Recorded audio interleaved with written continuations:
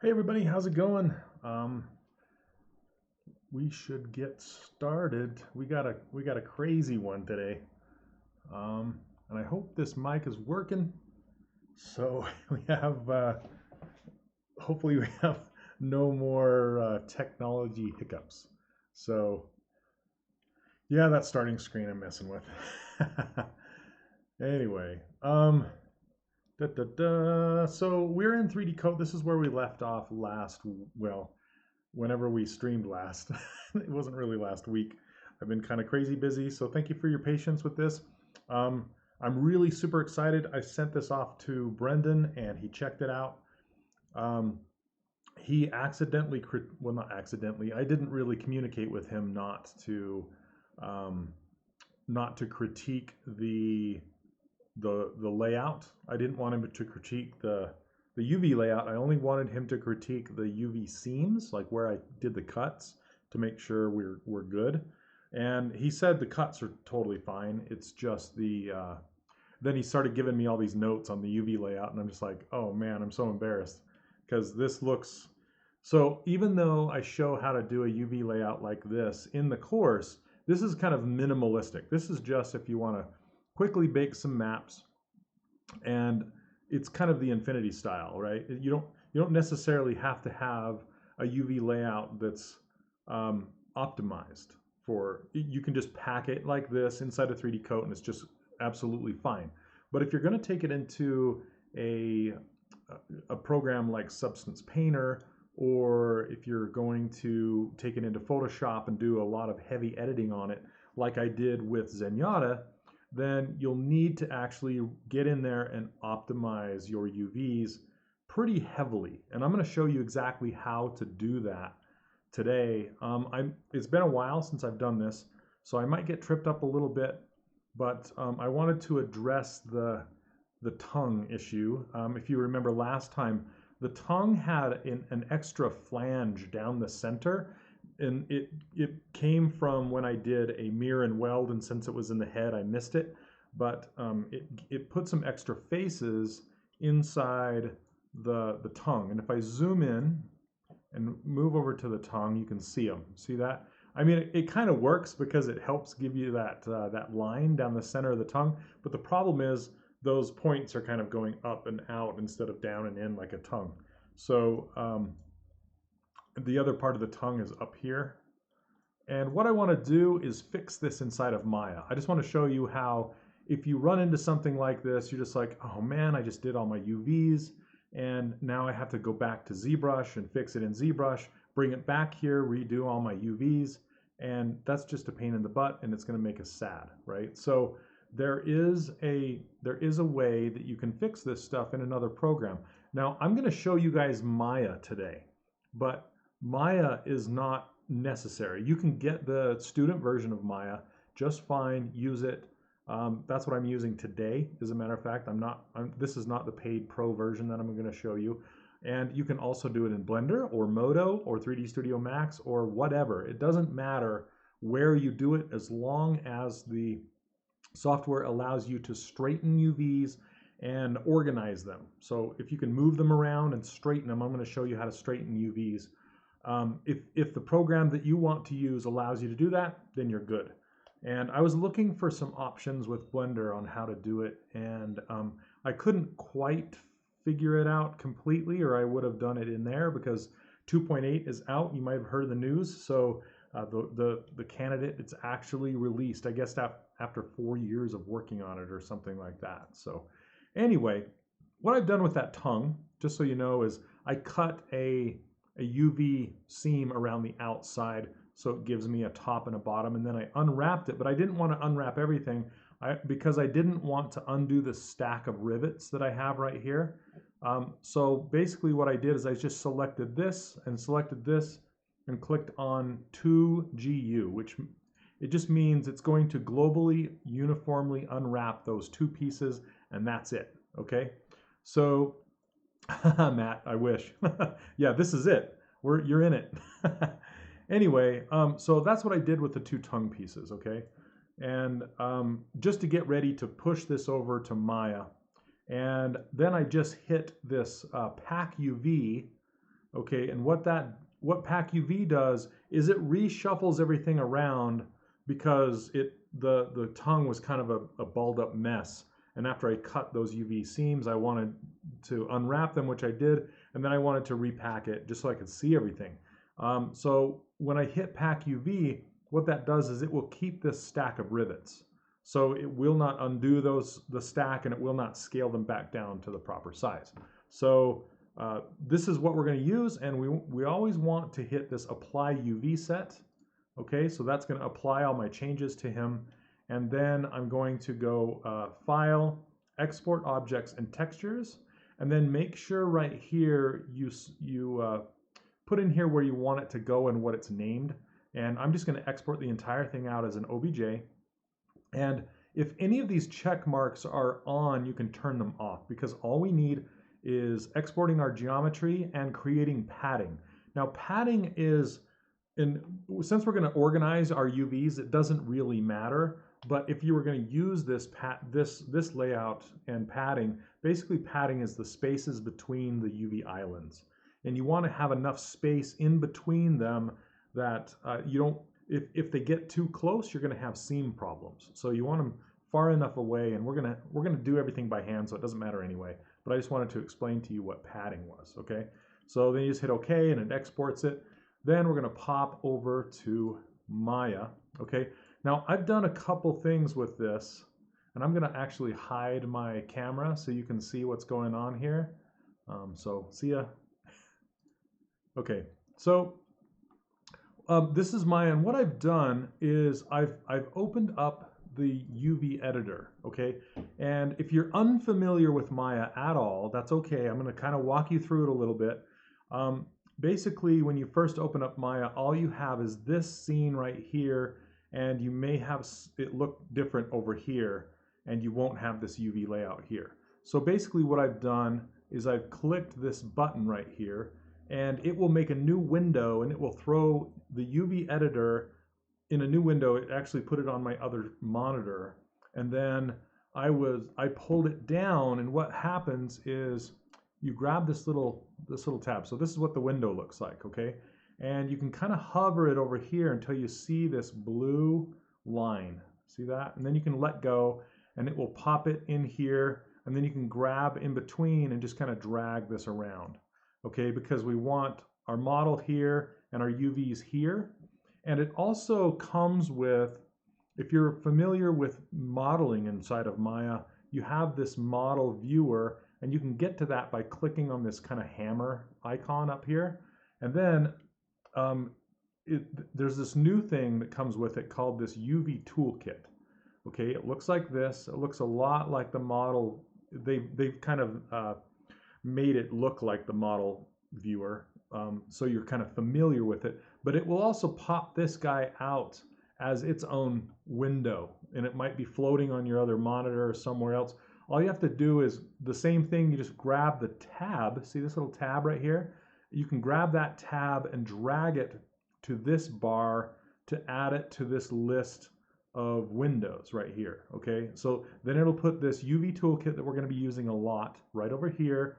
And then your UV view. This is just how I like to work. So I just wanted to kind of walk you through how to lay out Maya before you do any importing, okay? So now we're going to grab that model by going to import, and then grab our OBJ and bring him in. And here he is. And he's kind of below 0, 0, which is fine. So this is what sirloin low looks like, okay? And we're going to grab him, and we're going to fix that tongue first of all. Okay, so we're going to grab these two pieces. You can see all the UVs right here. They come over exactly like they were inside of 3D Coat, which is super nice. You can right click on the window, and you can choose what kind of sub thing, I don't know what you call it, but what you want to work with. So there's edges, vertices, faces, UVs, okay? And right now I just want to select faces. You can double click on here, hold down shift, double click on here, and now our tongue is selected over here. And what we can do is just hit Control 1, which is going to isolate that tongue. It's just kind of doing an inverse hidden, or inverse, yeah, hide everything that's not selected essentially. Okay, and then I can hit F and it's going to frame whatever I have selected. So you can kind of look and see that I'm going to deselect that, but you can see the flange that I'm talking about. See these faces right here? So essentially all you have to do is click and then hold down Shift, double click, and it's going to select that whole ring of faces. Okay, and that's only on one side. So I'm just going to hit delete and delete those faces. And then click, Shift, double click, and select the ring on this side, delete. So now it's cleared out those faces. Now if you come over here into the UV panel, you can see that those faces have been deleted out of there, okay? So we need to weld two things. We need to weld the points back together, and we need to weld the UVs back together. So we're going to do both of those things now.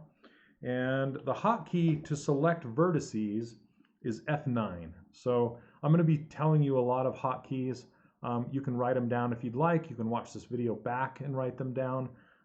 But vertices, F9, and wireframe view is the number 4 on your keyboard. So you can see that heavy white line. That just indicates that's where a UV seam is. And there's a UV seam here. And that's kind of how you can tell where the cut lines are. Okay, now we want to weld these points together.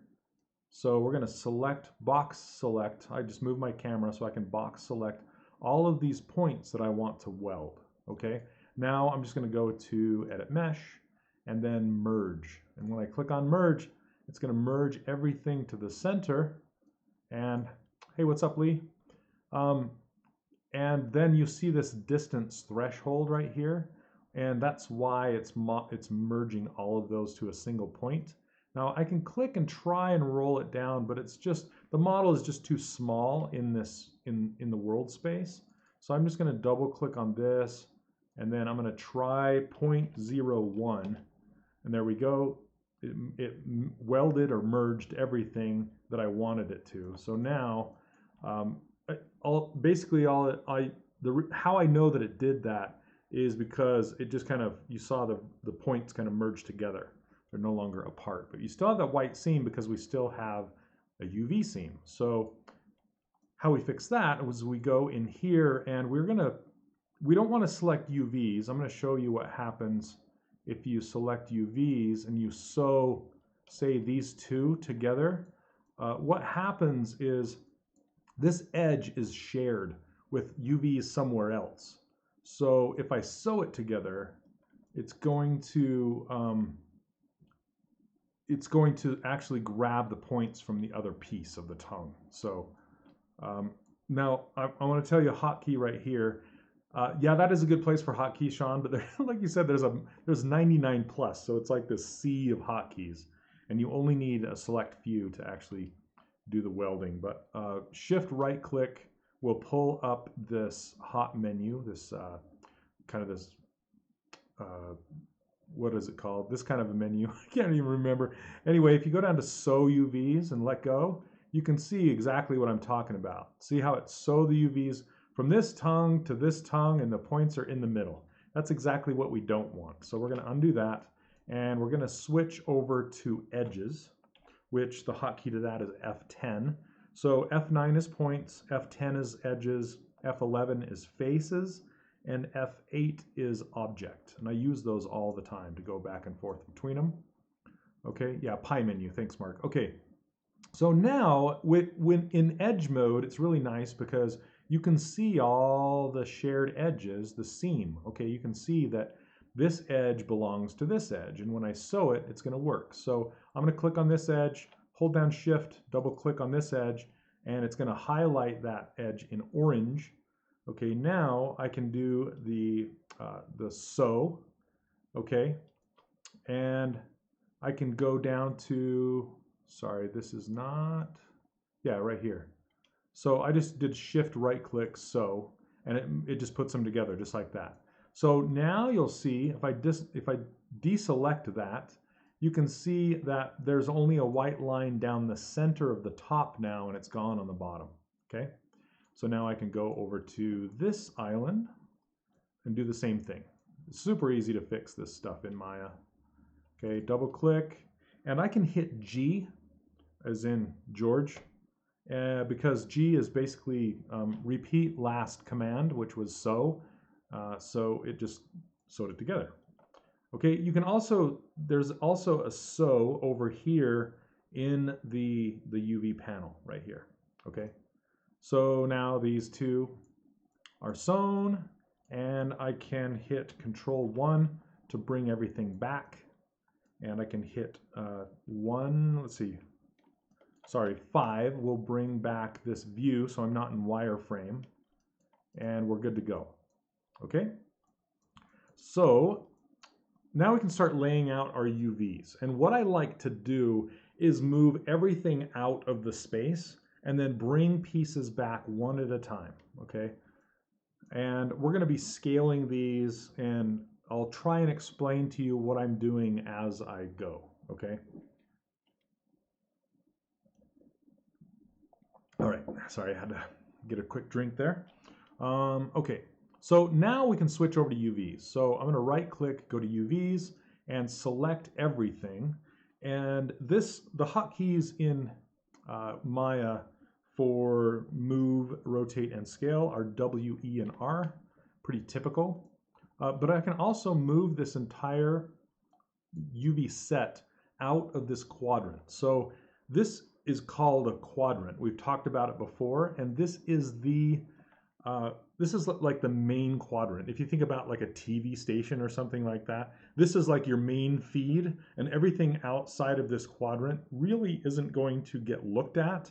It's just kind of your desktop or your temporary file space, right? Everything within, it's called 0 to 1 UV space. So you can see the number 0 right down here. That's 0, 0. And then if you go right here, that's 1, 1, okay? Lee, yeah, T-pose really, that's kind of gone away to the A-pose. The A-pose is closer to what your character is in most of the time. So, yeah, A-pose is kind of what everybody uses these days. Palm down A-pose. Yeah, so, okay. So now what I'm gonna do is just pop this either, I can put it in any of these quadrants. It doesn't matter. I'm going to put it down here because sometimes I will use this quadrant just to, if I have any overlapping UVs, shared UVs, anything like that, I will usually park them in this neighboring quadrant right here, okay? So for now, I'm just gonna move everything down, and what you can do is you can see this move 1, okay? See this move 1?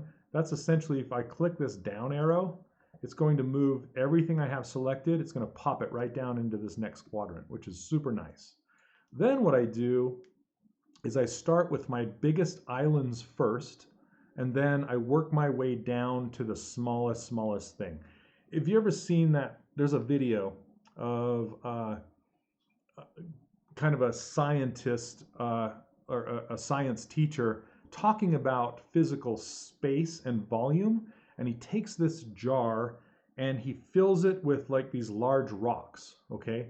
And he says, do you guys think the jar is full? And you know, the whole class is like, yeah, it's full of rocks. And then he takes like something the next size down, like golf balls, and then he fills it with all the cracks and crevices with golf balls. And then everybody's like, oh yeah, you can fit a lot of something else in there. And then it keeps going, and he adds marbles and then sand, and you know, and if you think about it that way, that's kind of how UV layout works in the best way. Is you start with the largest objects first, and you work your way down to the smallest, because then those little small objects can fit in between the cracks and crevices of the largest objects, if that makes sense. Okay, so here we go. We're going to start with the biggest, which is most likely this front piece right here. And the way Substance likes to have your UVs laid out is it likes everything oriented in this in a similar direction. Okay, so what we're going to do is we're going to rotate this. Yeah, Dosh, that's a good point. Mocap wants your character to be in a T-pose, like Motion Builder. The rig setup is in a T-pose, so that's a good. And it depends on your rig. The you know where you're going to end up with your character. Okay, let's see. So I'm trying to remember where this. There's a fast way to rotate these. Line snap.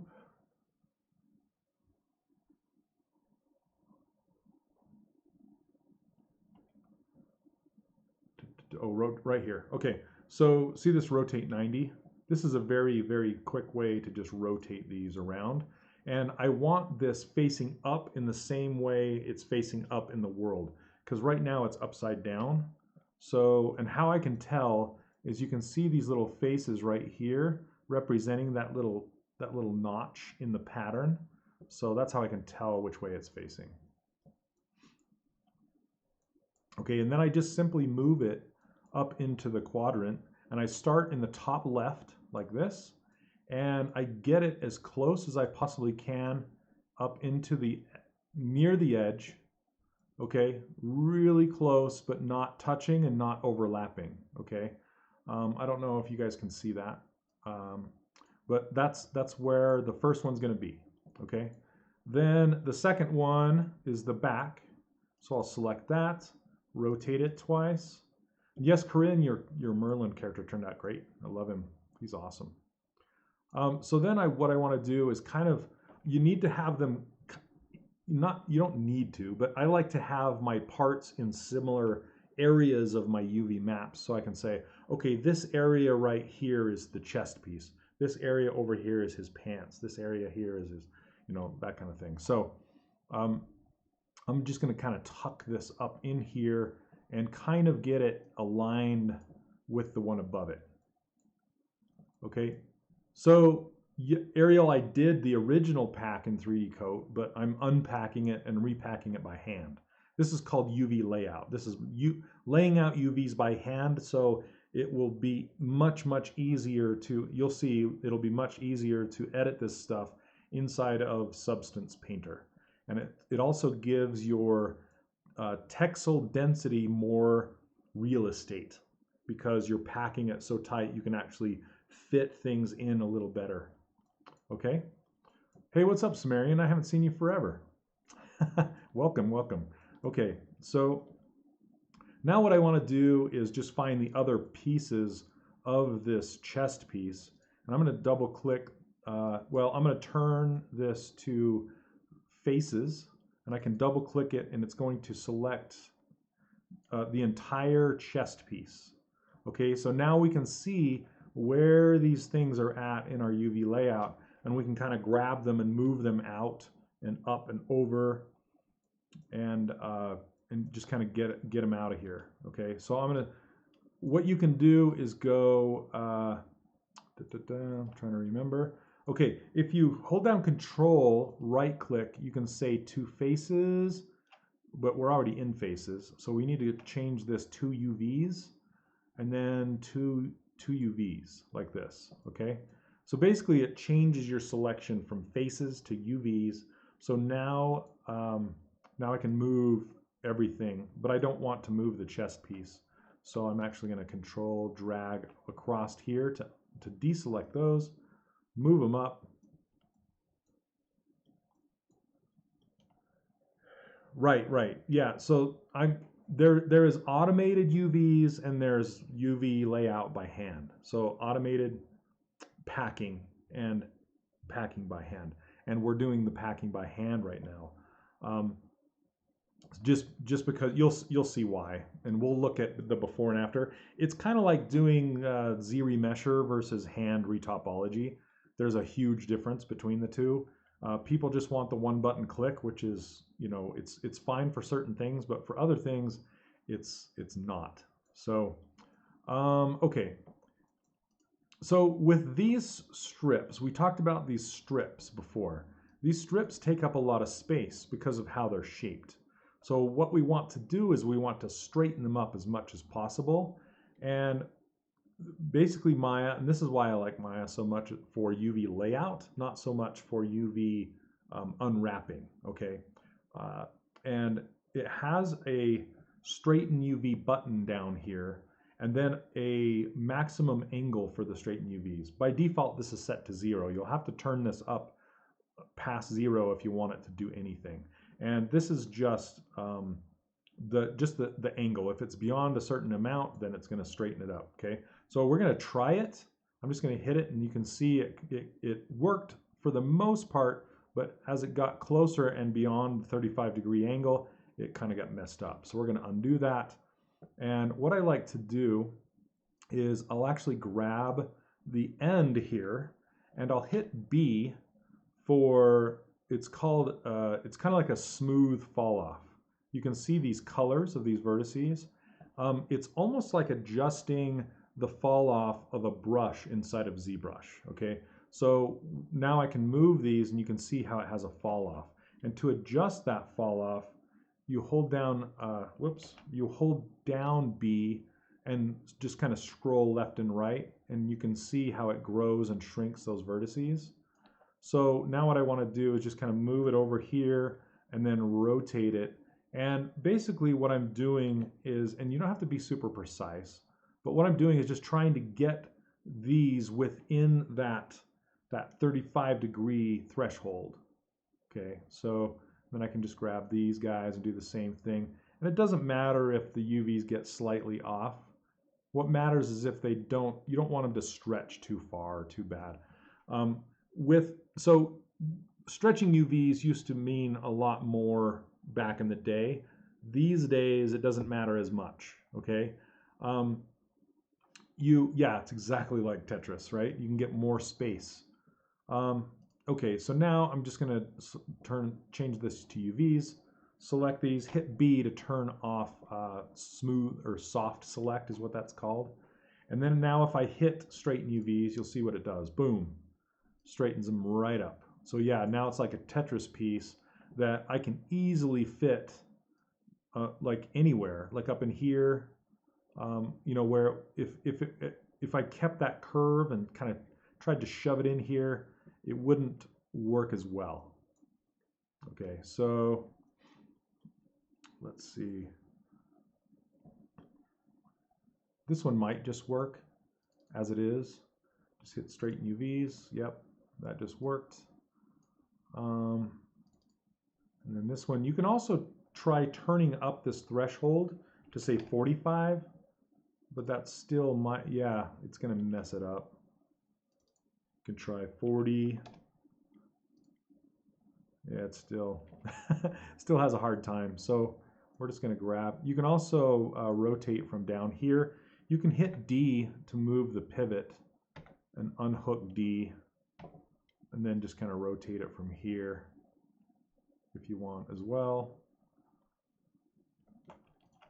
But see how this kind of it takes quite a while. Just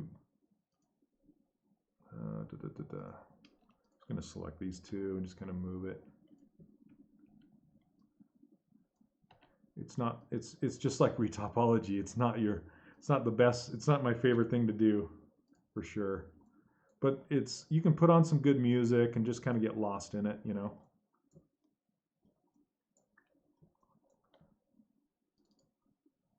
So I'm going to move this up and out of the way and just kind of keep doing this.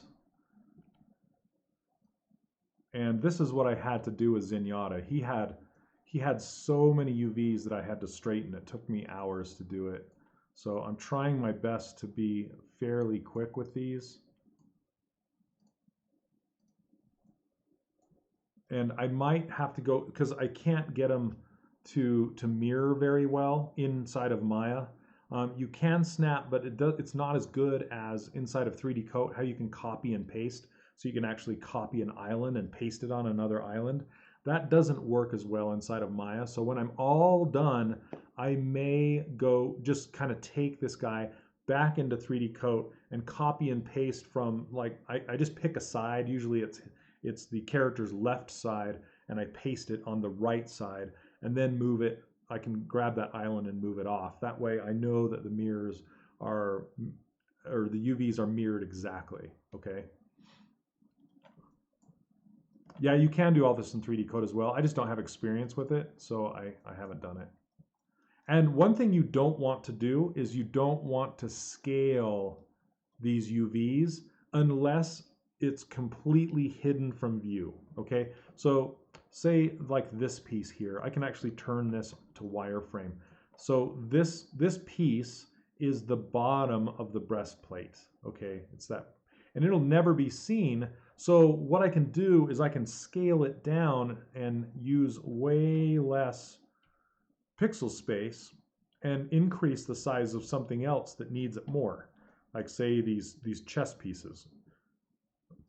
Okay, so as I scale things and straighten things out, I kind of move them over here and get them ready to be organized. Okay, so then we have this piece, which is the neck, and I can that neck piece is seen, so I don't want to scale it. Okay, I'm just going to move it. Okay, and then there's this piece, which is, it's also the same, and this can be nested within each other. So I'm just going to kind of park them together, and then I'll grab this piece and this piece because they're kind of the same, and I can scale these together because these will not be seen. They're tucked up underneath his arm, and then I'll just kind of park them over here. I don't want them on top of each other though. I mean, I could do shared UVs with these guys, but not right now.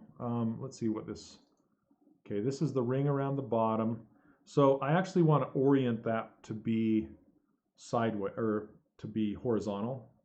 So I'm going to grab this and rotate it. I need to find out which side is the top. Okay, so it looks like this side is the top. So I need to rotate it to the left twice, or just once, I guess. And it's kind of the bottom of this piece right here. So we're going to just orient it like that.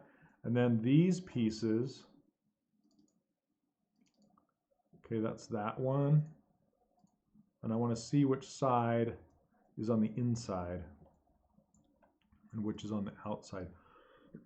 Excuse me. So this side is the inside of that ring. So I want to rotate it to the right like this. And I'll do the same with this other side over here. Okay, which side is the inside? This side. You can see that little UV getting selected. So I need to rotate this to the right. And see how these are not the same? They're similar, but they're not the same. There is a stack, like there's a way to like match UVs. It just doesn't work as well as 3D Code does. Yeah, yeah, Corinne, I don't know of a really clean way to do it.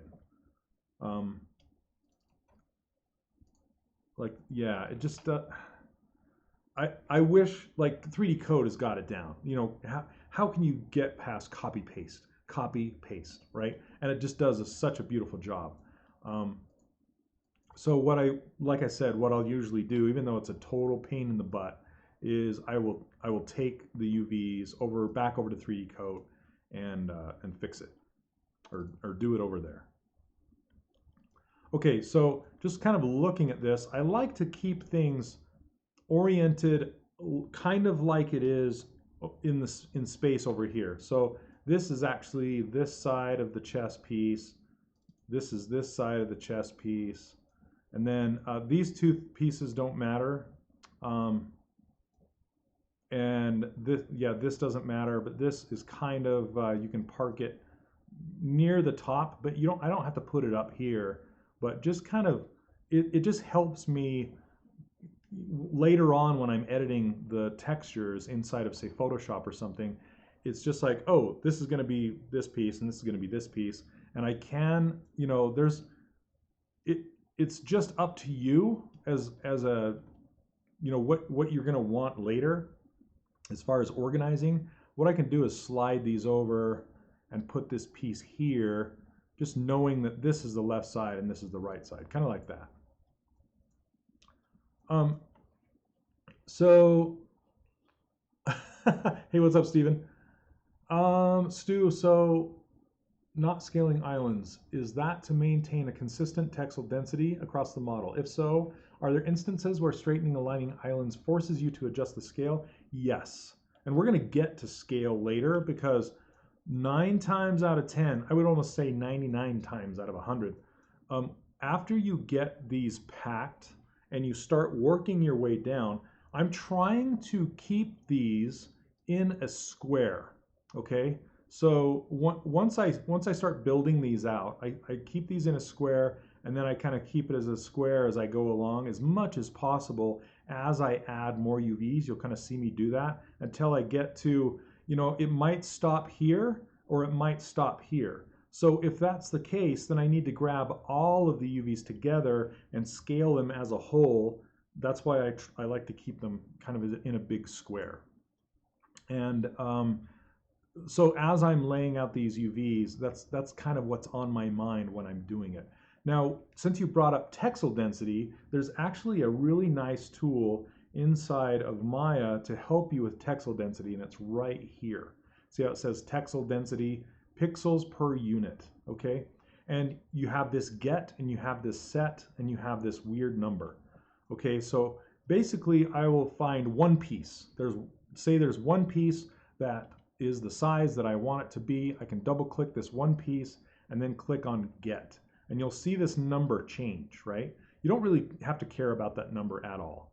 But say you know that I scaled these pieces down, okay? Well, say that I accidentally scaled them and I want them to match this piece in texel density or scale. All I have to do is double click this piece and hit set, and you'll see this piece scale right back to where it was before I scaled it down in the first place.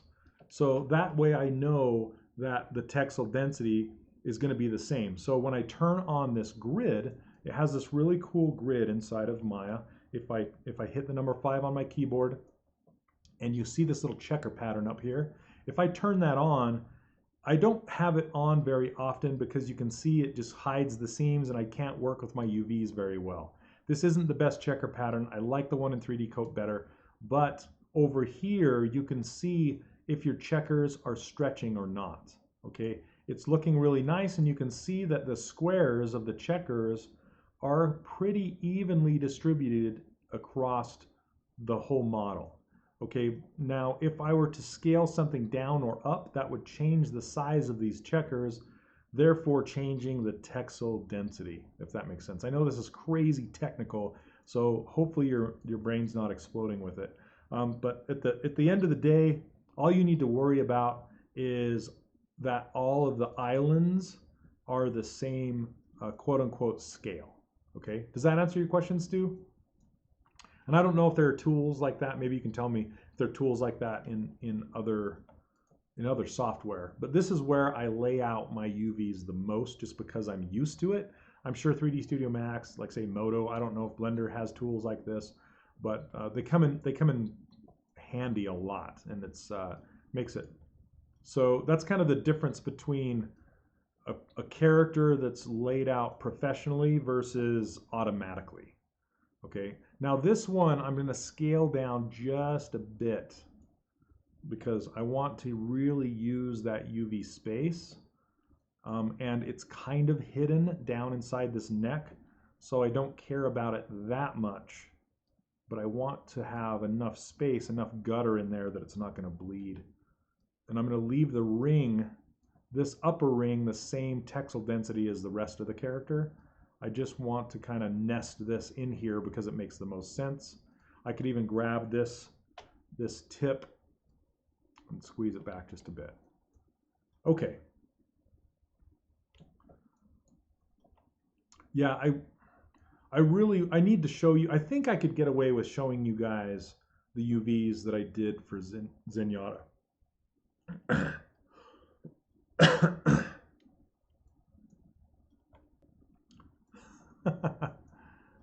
Okay, so I'm going to put this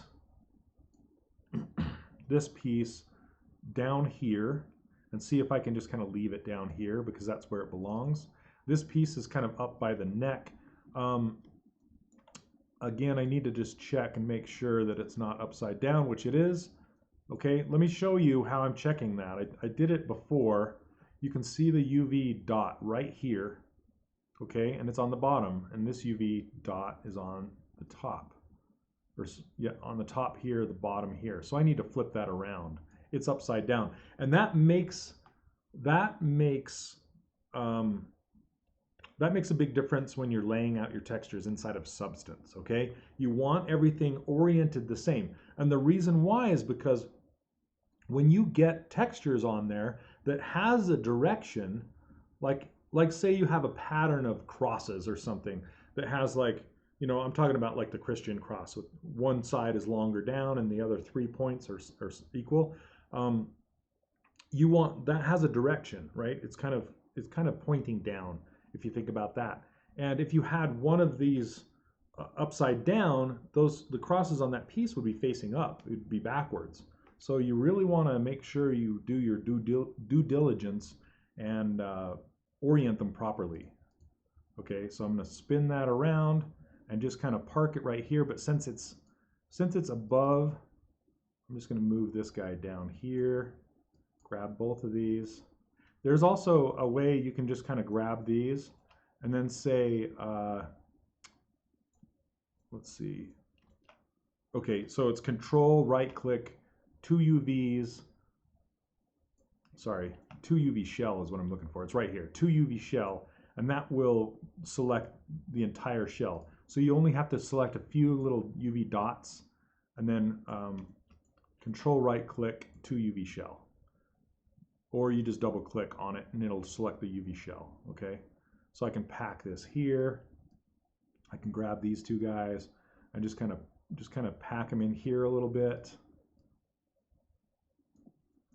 Yeah, Blizzard, there's probably somebody from Blizzard like sitting there just like with their arms crossed, nodding their head. So, okay, I want to get these closer, so I'm just gonna park them up here closer. Double click on this guy. Since this is hidden, doesn't matter. I can rotate it like this and just kind of sneak it up in here like that. Okay, so now this is kind of the beginning of this is my chess piece. So if I select all this, you can kind of see that it's selecting the entire chess piece, and I'm pretty happy with that. We're good to go. And I'm keeping it all together. Then when I make what's called an ID map, which it will give this area a specific color because it's all kind of made of the same material. It's all that metal. When you see this stuff packed like this, you'll look at your maps over in Substance, and you'll see, like, pretend assign the ID orange. The orange will be up in this top left-hand corner of the of your UV layout, which is of your ID map, which is nice because then it's not like you have little orange bits scattered all across your UV map. It's just a lot nicer when you try and take it into, say, Photoshop. See, I did all of Zenyatta's textures inside of Photoshop. I did not do them inside of Painter. But they have a very similar Painter workflow where it's using layer masking just like Substance Painter uses masks. It basically, inside, not to get too deep into Painter, but what happens is you take a material inside of Painter and apply it to your entire UV set, your entire, whatever that the material, like say this guy was divided in, and we're going to do this, but divided in between, so he has 2 texture maps, one for his head, one for his body, maybe one more for his eyes and one more for his sword. Well, everything that is in the material for the body, it would apply that entire Substance material to that entire UV quadrant, and then you use a mask to say, okay, don't show the material here, only show it here. That's pretty much Substance Painter in a nutshell. Okay, so let's kind of continue. I'm going to grab this piece, and let's say his cowl. Okay, so there's those 3 pieces, and we can orient those next because they're kind of next to the chess piece and they're large islands. So you can also, and I did it with Zenyatta's pants, you can also kind of straighten out the UVs in a piece like this. It gets very dangerous. Just like Matt, you were saying, it gets dangerous because it starts to stretch it red. Now, stretching UVs matters less. When it really matters is when you stretch it so far that you lose texel density in areas, and then your projection will lose resolution. And that's, if you think about that one. Okay, so I want to try straightening out this piece just so you can kind of see. Another thing you can do is you can kind of help it along, so to speak. Let's see which side this is. Okay, this is his right side. Okay, so this is another example of something that I'm going to take from. I'm going to take this into 3D Coat and do the copy paste thing. Okay, so for now, there's probably a way to copy and paste UVs, but I just don't know. Okay, I'm just growing my selection a little bit. And I don't know if this is going to, what it's going to do, but we're going to try it.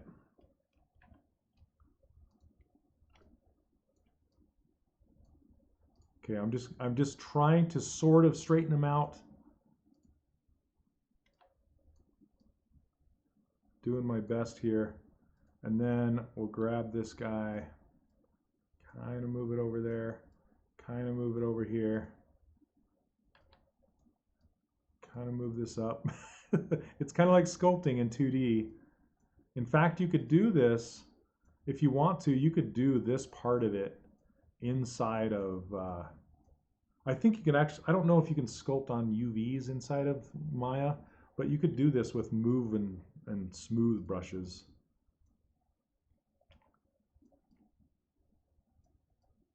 Okay. So I'm going to turn this off and double select and hit straighten UVs and see what happens. Okay, so it almost did it.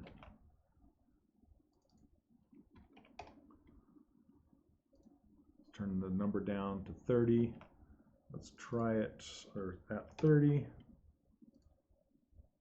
Yeah, it's having a rough go in this corner right here because these are so close together.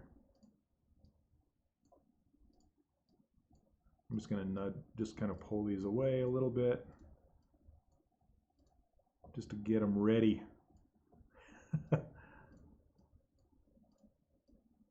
Be prepared to be straightened. Same with this one. Okay, let's try that. So close. This one's having troubles right here. So you straighten UVs, there's two reasons. One of them is for packing. So it takes up much less space when they're square. It's like stacking boxes. If you know, it reminds me of moving, right? I have boxes I'm putting in the truck. If I didn't have boxes and everything was just loose and I'm throwing them in the truck, it would be much harder to organize and fit everything in there. But if I put everything in boxes and make them all square and nice, it's much easier to pack the truck, if that makes sense. So that's one reason. And for baking, it's and for editing, that's the biggest thing, is texture editing inside of this way you can fix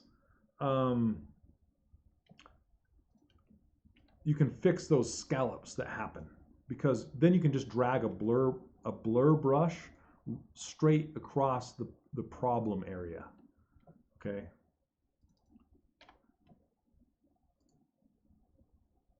So close. That'll work actually. Then I can just kind of move these guys. Whoop.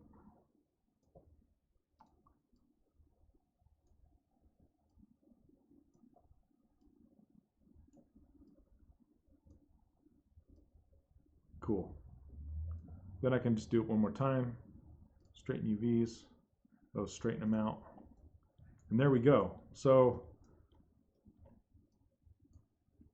this is kind of what I had before, and this is after. And yes, it's going to be crazy stretched or whatever, but it's easier to pack, easier to edit. So it's kind of, I don't know. I keep going back and forth on straightening UVs and how much to straighten them. For strips like this, you want to straighten them for sure. But with islands like this, it's not as necessary. Okay. Another thing you can do is you could just straighten these edges, and then, so what I'm talking about is like, if I just grabbed this edge right here, and I could just scale it in one direction like this, and move it down a little bit, and then scale it out like this. Then if I select it and hit straighten, it's going to help that whole bottom a little bit more. You can do it that way too. But you can do all the edges, and then use a smooth inside here, and just kind of, it's called relax. You could just kind of relax them inside there.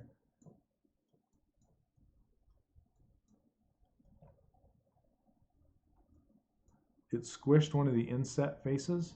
Oh, I see what you're saying right here.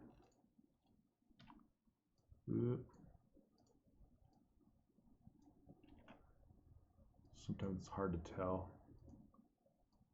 Yeah, you don't want that. Okay, good catch. All right. Yeah, Sean, it's, so just so you know, Blizzard required me to do this. They're like, you need to straighten your UVs. Because I had some straight and some not, and they're just like, yeah, you need to straighten them out. Especially stuff like this right here, and this, and just certain things specifically, it would make way more sense to straighten them out. Okay, here's a really good example. See how this strip is taking up this much space in the UV, and that's not good. So basically what I'm going to do is I need to rotate this down. Here, let's go like this. So I didn't really have a choice, you know. They're just like, yeah, you got to straighten these out. Okay, I'm just going to grow.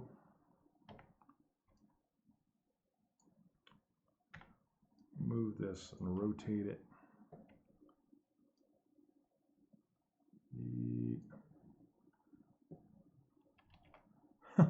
This is,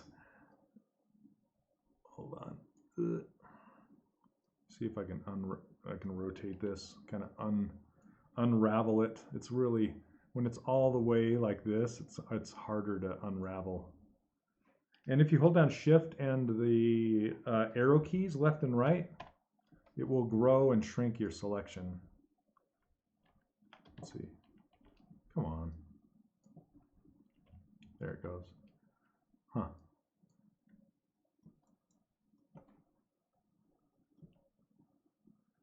Yeah, Sumerian. Yeah, this is episode, I've been doing it for a while. So this is episode 23.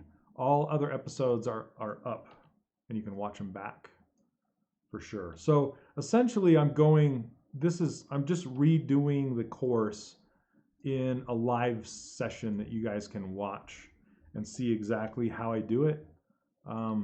Because with Kate, I feel like it's kind of, if I were to go this deep with Kate, it would be overwhelming for new students. So the idea was to just kind of go a little deeper than I did, and show you a little bit more about what is expected in a studio, you know, like this. Like, I didn't talk about straightening UVs or anything like that in the original course, but I still want that information out there. So I decided to do it live, and so you guys could ask questions.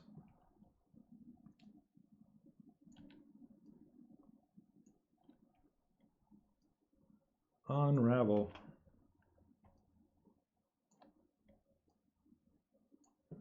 Okay, now I can just kind of grab this and go straighten UVs. Bonk.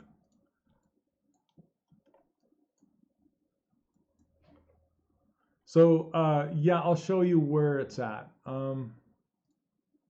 Okay, so if you go to if you go to the community, which is right here on the top, just go to the community. And this is within the course now. This is what the new community looks like. And there's a Discord channel you can hop on right here. And just make sure you use the name that you are registered with in the course so we know who you are. If you're like, you know, Laser Captain 42, you're gonna get booted until you change your name.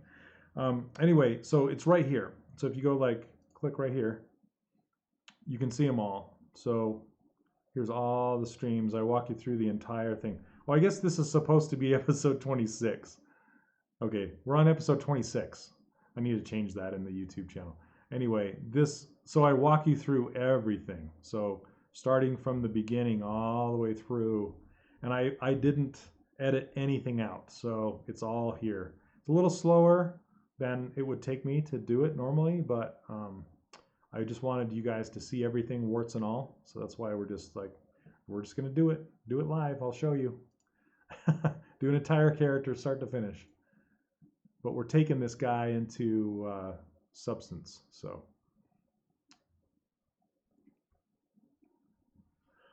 yeah, it does, I guess. Sean did a video showing how to straighten UVs. But I just don't know it well enough to feel comfortable enough to show you guys how to do it in there. But I know it's possible. I should learn it because then I don't have to go back and forth. Okay, so this ring is the bottom of this breastplate. So what you can do too is, you know, say, you know, maybe that textile density got screwed up when I unraveled that. So again, this textile density number is still loaded in there from when I grabbed it from the chest piece. So I can say set on this guy, and look at that, boom. It sets it without, you know, changing it back to that circle that I had before. So I'm gonna set this piece, double click, set this piece, and now we're good to go. And I'm gonna set these two pieces to make sure we're good. There we go. I think that video, let me show you. So if you go to your library in the course, go to additional training and resources right here, hit view. And then if you go down here to additional tutorials created by students. So here's one that Sean did on cloth. But if you go to show more right here, it's kind of hidden. There's a lot. It'll pop up this page 2. I don't know why it's not showing page 2, all, you know, in general. But Sean's mic was a little off that day, but the information is solid. It's right here, Advanced UVs and 3D Coat. So that's where it lives, and I need to make a thumbnail for it. But I kind of wish it would put the new ones on the top instead of at the back end because it's kind of hidden. But anyway, there's a lot of student tutorials in here. Fantastic students, you guys. I love you guys. You're awesome. So all these contributed tutorials from a ton of people. So check out this additional training. There's so much stuff in this course, you guys. Yeah, it's crazy how much stuff's in here. It just keeps growing and growing. I should probably increase the price soon. Anyway, okay. I probably will after I get the stylized anatomy stuff done. But not for you guys. You're in here. Okay, so now we have that. Now I'm going to put this piece off to the side right here, or right here actually, because I want to remember that I'm going to copy and paste this and make it have straightened UVs. Okay, but you can kind of see how it's working, right? It's looking nice and packed, and we're going to be filling this extra space in here. Then we just keep moving on. So so we have this piece. Let's do the cowl. I'm not going to straighten the cowl. I'm just going to rotate it so it's straight, because this one's going to be important. because it's going to have chainmail on it. So I don't know what's going to be better with this. If this is going to be better or if this is going to be better. If I were to guess, chainmail is in a very, very straightish pattern, and so I would think that this would work out better. And I might have to go through and adjust it even more, but we'll see. I'm going to hit set on here and actually set the textile density to match. Let's hit set on this guy too. Okay. And then one more, we'll set it on this one. And it looks like there's some issues right here that I need to fix. I need to weld those together. And again, you can do that in Maya, which is really nice. You don't have to take it back to ZBrush to fix this stuff. You can just come back here and go, where is that culprit? Select these guys. I'm just going to change over to vertices. Select these three, and then go to Edit Mesh, Merge, and it merged them together, and then we're good to go. You can actually do that from right inside the UV window. Oh, this is something I want to show you guys. So sometimes when you merge, you can see that little thing right there? What happened was it messed with the surface normals, okay? And a lot of students ask this question because it trips up a lot of people.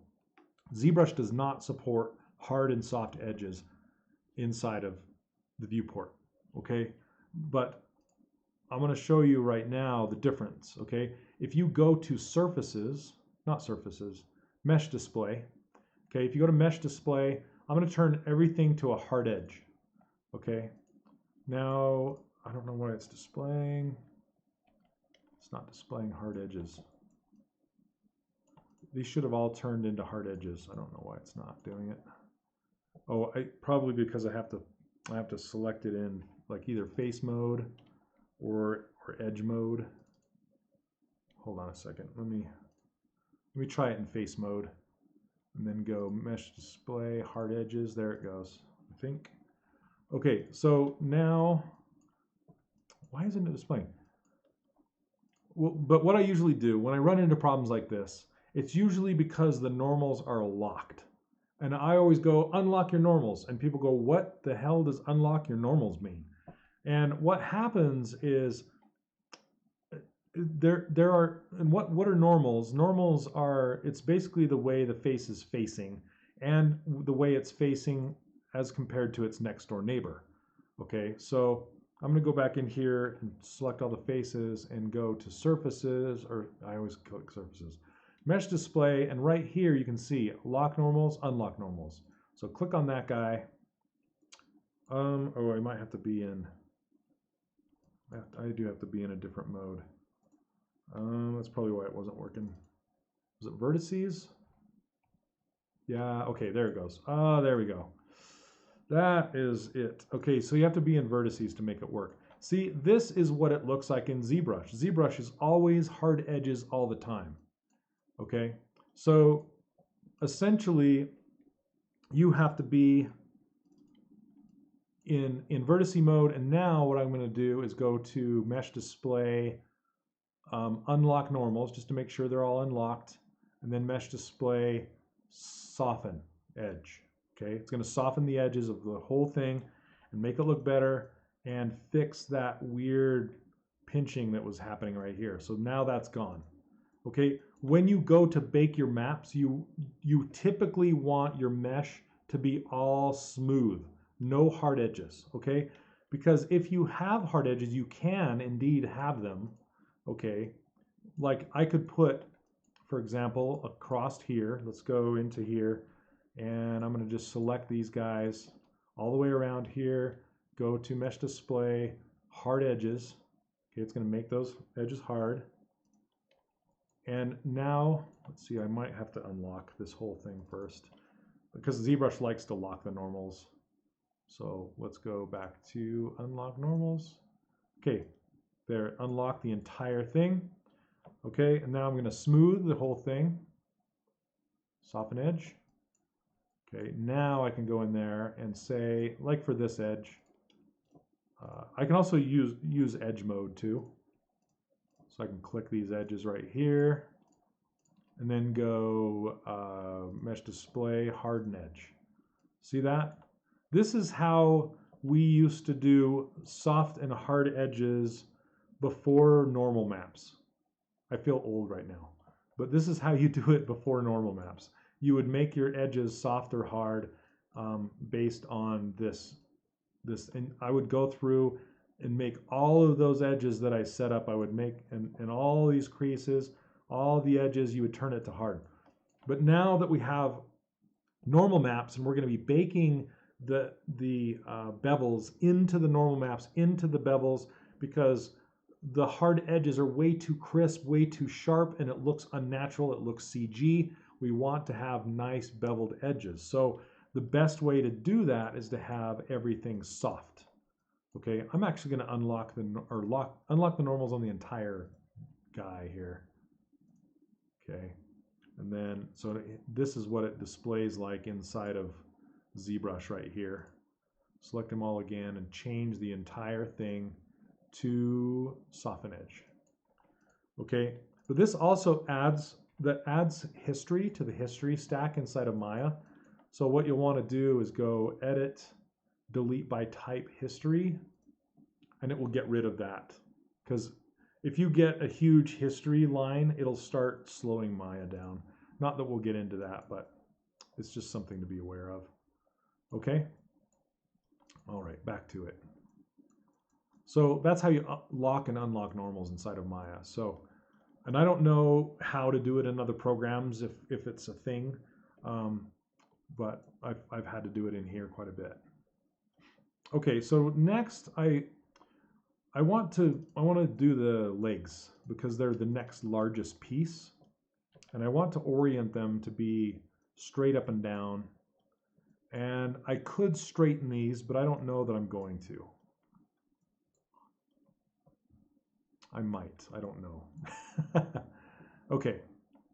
So let's see which. Okay, that's that side. And that's that side. I'm just going to turn it like this. And I'm just going to kind of park it right there. And park this one right here. And here again, you usually want these seams to be straight. And these seams to be straight. And this to be straight. Because it would just be much easier to pack. I might show, I might ask Brendan what's better as far as straightening these out, if I should or not. And I want to ask him if he knows of a way to copy and paste UVs inside of here to get them to match. So I really right now I want to copy this and paste it on here like really bad, and I can't. Oh man, because yeah, it just doesn't work very well. Okay, so now that we have those pants, we can work our way down to the boots, but I'm actually going to, I might try and stick this up in here somewhere.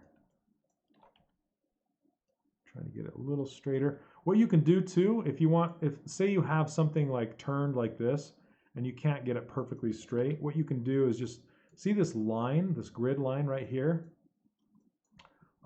You can kind of align it, like put it over here, like this, kind of align it. So once you throw it back into ZBrush, won't it make it hard edges again? Yes, it will. But it's not, it doesn't stomp them out, as far as I know. It might, but it just doesn't care about them. It doesn't really like go one way or the other. So typically what I'll do is I won't bring them into ZBrush again if I can help it. So I think I am going to put it up here and hit set just to make sure we have the texel density. And this is going to be square down here. So I'm just kind of ignoring it for a minute. I might pack this down in here somewhere. Okay, this is just a puzzle. Honestly, the more pieces as you start bringing them up here, it just kind of becomes more and more of a puzzle. And sometimes you want to pull pieces out that are just not making sense. Like I'm just going to pull this right here, and then I can just pull these over closer. And then this is going to be kind of the same as that. It's kind of hard to pack them when this isn't what I want it to be. You can also, like I said before, like preparing to, you're going to know that you're going to straighten these UVs out. So what you could do in ZBrush is you could bring this back in from 3D Coat, and I think 3D Coat has some tools you can do this too, but you can actually like sculpt your UVs out a little bit. I think you can do it in here. I just can't remember how to do it. But like actually take a sculpting brush and like just nudge them around, and then you can like soften them with like holding down shift just like you would inside of ZBrush, where you can just, you know, it will relax the UVs in the center and just kind of make them work. It's just been a while since I've done this, so I'm kind of forgetting a little bit how to do it. Okay.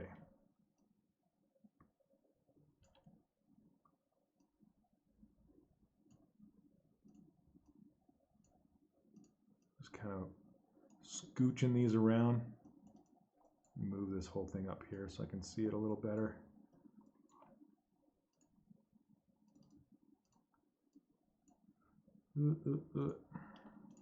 I'm just selecting 2 vertices on this edge, so it'll give me that fall off down here.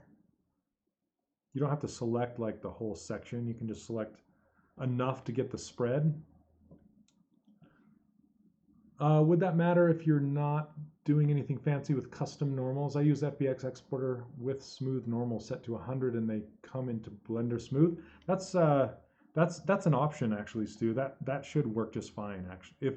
If you're just like stomping them and just saying, you know what, no matter what, I want these smooth, so just make them smooth upon export. That's fine too. It's probably a good way to go actually. Thanks for bringing it up. Is that in the ZBrush exporter, the FBX ZBrush exporter?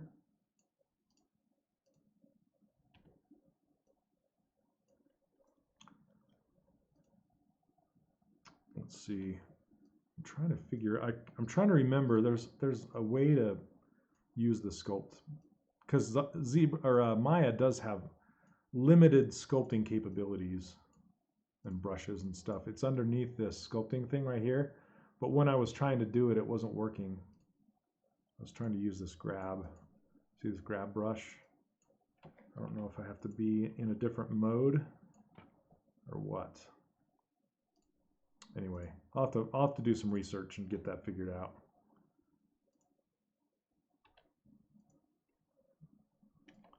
Because I swear I did it with Zenyatta. It's just been too long. I can't remember. Sometimes you have to relearn software that you haven't used for a while.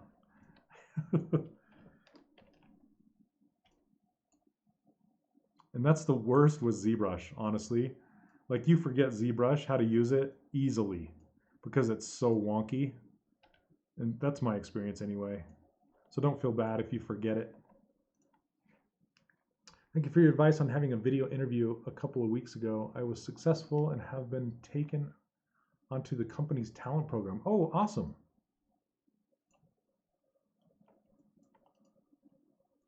That's really cool, man. Congrats. Okay, let's see if straight UVs works. It might crash. I should have saved it before I did it. Okay, it kind of worked. Undo this and save it.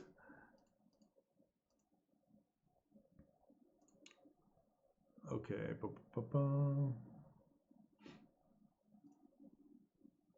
my hard drives are getting full.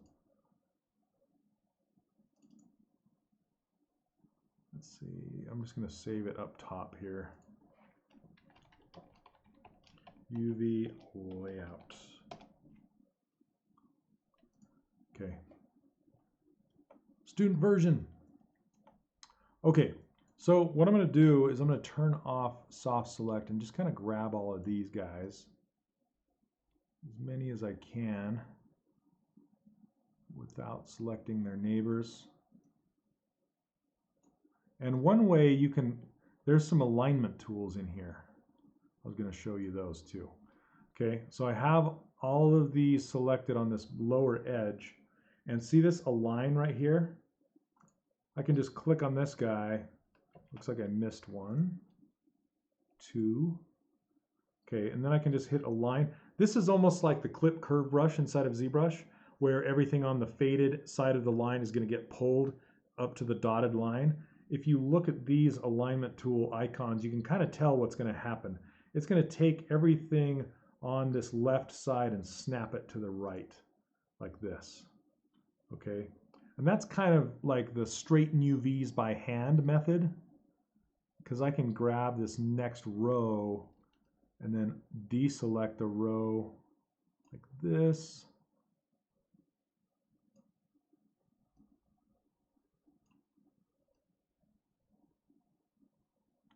Like that. I think I have one rogue one in here somewhere. And then I can just align it like this.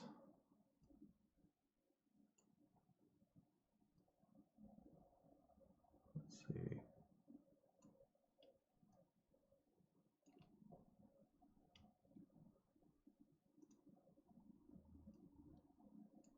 Whoops. Missed a couple right there. And then what you can do, yeah, this is totally aligning, straightening them by hand. This is painful, but sometimes necessary. Okay, and then I can just kind of come through here and can this workflow be duplicated in Blender or anything cheaper than Maya? Yes. Well, Mark, this is the student version of Maya. So you could totally just grab the student version, which is free, and do it in here. Or yeah, Blender does it. Like Stu has been saying, Blender totally does it. And you can do it inside of 3D Coat.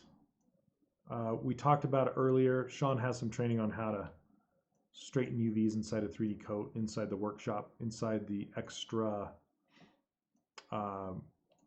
additional training. If you watch this video back, you can see where it's at, where to find it. So what I'm doing now, instead of a line, is you can also turn to scale, like this scale, and just grab this and just kind of scale it down to the center. And that's the same thing as hitting a line. That's kind of old school way of doing it. Now I want to just kind of try and hit straighten and see what happens on these guys. Now that I've worked it in a little bit more.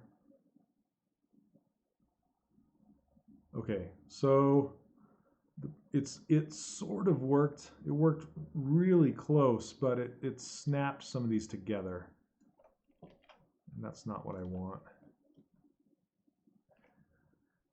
I didn't even know there was it's free in quotes, right? It's an educational version. So it's very limited as far as what, it's not limited as far as what it can do, but it's limited as far as you can only save your files in it, and I think it does watermarks and stuff on your, and you can only work on the files within that version, just stuff like that. And honestly, I think Blender 2.8 is going to have a heyday because of this kind of stuff,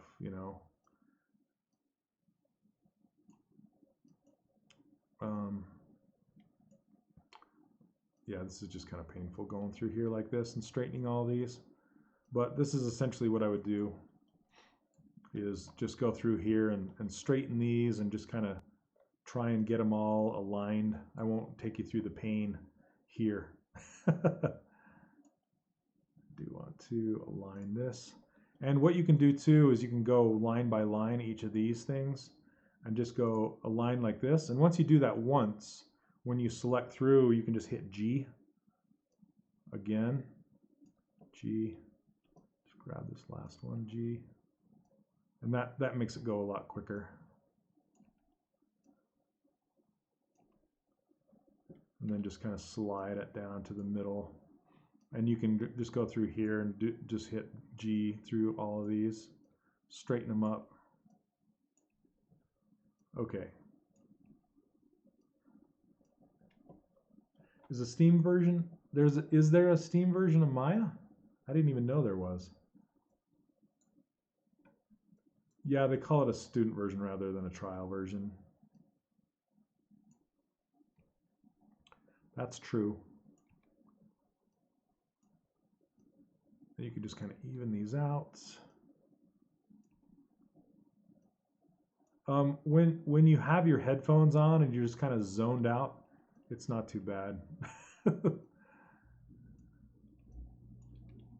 So when I hear stuff like, Substance has made a UV mapper, I want to see if it's better than the UV master inside of ZBrush, because it's an automatic mapper. I don't know what it is or what they're trying to do with it, or if it's gonna make it so I don't have to do this, then that's gonna be amazing. So I'm really looking forward to seeing what it actually does. Since it's inside of Substance, you think it's gonna be kind of made for Substance, made for their materials, that kind of thing. Thought we were 8 hours behind, but looks like 7, so I missed an hour. Oh, sorry, Mark.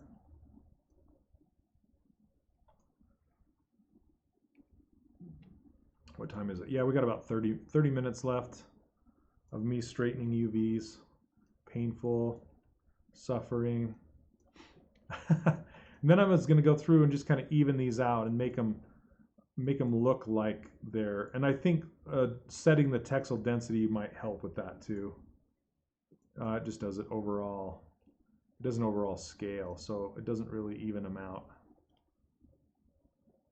But just to kind of even these out and make sure each of these little tabs, I'll probably care more about the outside version than the inside. The inside is not going to get seen as much. But this is how you do like super clean pro UVs. This is how you do it. Like I said, I'll see if I can show you Zenyatta's UVs, because they are straightened and packed to this level. And it did take me, I think it took me a whole day to do it. Just the UVs. Because, I was just listening to I was watching Critical Role or something like that. I don't know. Just something that I can zen out on and not really care. You can watch. It's kind of like, a friend of mine used to sit and chain link together. He used to sit and watch like Star Trek and make chain link. That's like the geekiest thing you could possibly do. But it's something like that. You just kind of get a show or music or something that you can just kind of zone out with, and yeah, just kind of got to work through it and get it done.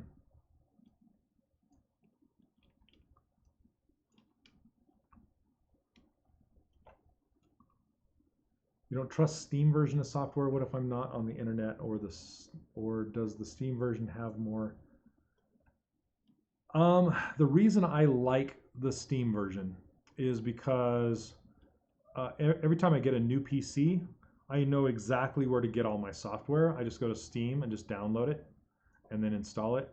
The problem with Steam is it doesn't always get the latest version on the same day that the real version is released, like say of Substance or whatever it is. Sometimes it takes whatever company a day or two or who knows what to get the software actually updated. So if you're one of those people that needs the update the day it's released, then Steam's probably not for you. But I trust it. It's just a little slow on the updates. Not too slow. Usually a couple hours or days off. Not too much. But I really like having all of my software in one place for sure. That's where my 3D code is. That's where my Marmoset is. And they usually sometimes they have a Steam version or a Valve version. So for example, with 3D Coat, it comes with the Team Fortress meshes. So you can actually mess around with like the actual Team Fortress meshes if you want to, because it's like a Valve version of 3D Coat, so to speak. There used to be anyway. Oh, it's like yeah. So there is a Maya LT version. It's called Lite version, and I worked at an indie game development studio, that Cast AR studio that I worked at for a while. They used Maya LT, and it was hard to work with because of all the restrictions. It's like the cheap way to go with Maya, you know. So they put all these restrictions on it, and you can only open Maya LT files with Maya LT. If you have a full version, you can't use it. You know, it's just it just it makes you frustrated as a user. Especially that's why I think like Maya gets cracked so much is because of how expensive it is and how difficult it is to actually register for a real user. You know, it's just kind of a pain in the butt sometimes. So yeah, that's honestly, I think that's why you're seeing a big resurgence of people like flowing over to Blender. They're just like, I've had enough of this.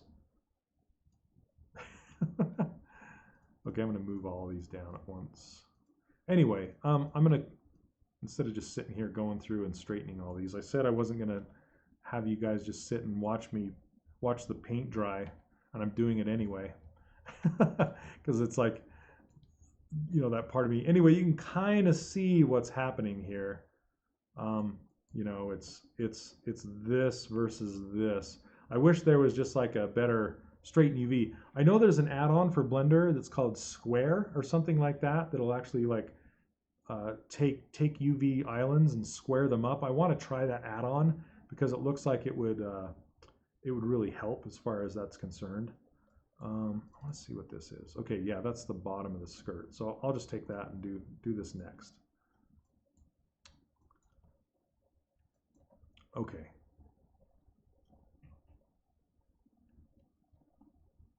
You got a great Blender tutorial last night? Like, which one was it?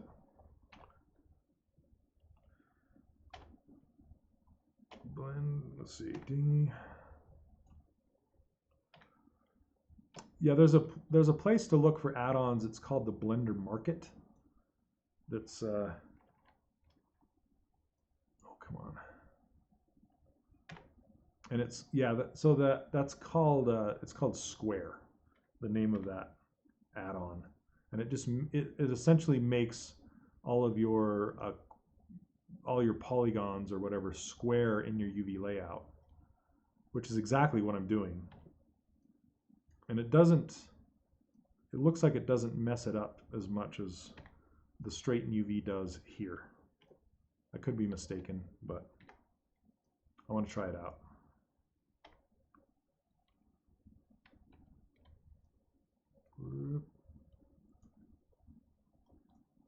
The Magic UV add-on, is that pretty cool? I saw this one called Text Tools too. Have you guys messed with? But it's not ready for Blender 2.8 yet.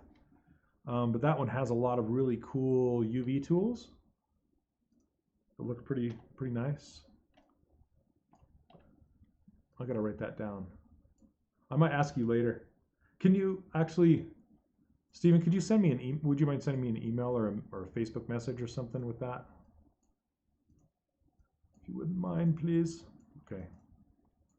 I'm just gonna try to straighten out this and see what happens. It might just go. Hey, what's up, Emma? There we go. Yeah, that worked.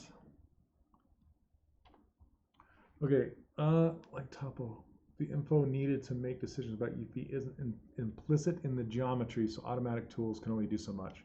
Okay, so, gosh.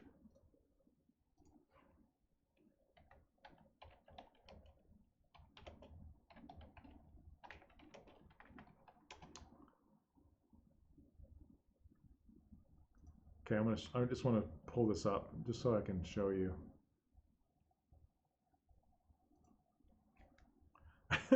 I wonder if the Blender market's getting slammed. It's not opening up. But it's called UV Squares. It's just an add-on, UV Squares. Okay, here it is. So yeah, see this? And it's just like taking you, and it's like showing you that you can do it with any kind of a selection. And you can just take a section of faces and just make them square. And that's exactly what I'm trying to do, right? I'm just trying to straighten out the UVs and make them square. So I'm really interested in this add-on to see if it works as advertised. Because like I said, this is exactly what I'm trying to do. They don't show any really, what happens with a strip that's turned into a circle, if it'll actually make them square and what it'll do. So anyway, I'm curious to see what that does. Oh, Magic UV ships with 2.8. So Stu, is there any way to show the UVs inside of Blender in a different way? Meaning, like, if you look at Blender, the UVs inside of Blender, it shows all the points all the time, right? And it doesn't, I was going to show you this kind of view.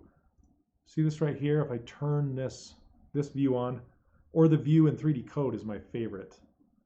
I don't think, yeah, I do. Okay, so like this view where I can see the stretched and pinched UVs, is that a thing? Yeah, retopo flow. I really want retopo flow. It looks really good, really good. You bought Hedis UV layout. It's really good for unwrapping. Yeah, Hedis, and I know Hedis has some really nice straightening UV tools in there as well. And that a lot of professional studios use that. Okay, so without going any further, what I think I want to do, I'm gonna move this window off of here because I'm just gonna show you Zenyatta's UVs. I can't show you the model or anything like that, but I think I can just show you his UVs. So it's kind of like I want to do a baking show kind of a thing where it's like, this is what it should look like when you're all done kind of a thing. Let me save it. File, save, scene, okay. And then I'll open it up. Boom.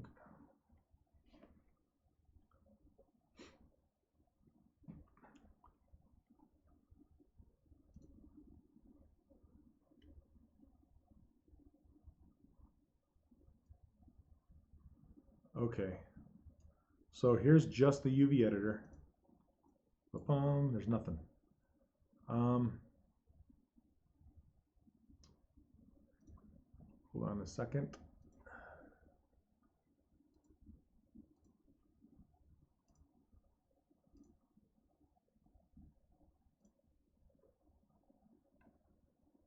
So, okay, I'm just going to start loading in his low resolution. I think I can do low. There we go. Okay. This is fast. Boom. Okay.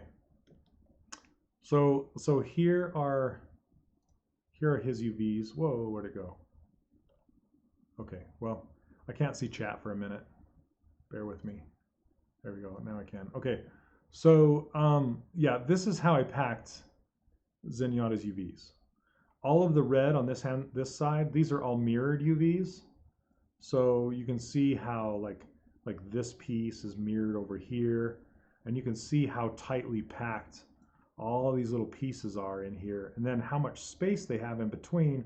That's called the gutter, and then how I've straightened up everything. So you can see this is his shin guard, and it's actually square, so I can pack it in here.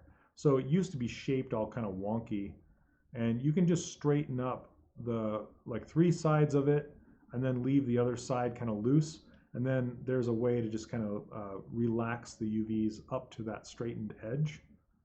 And that's what I did quite often.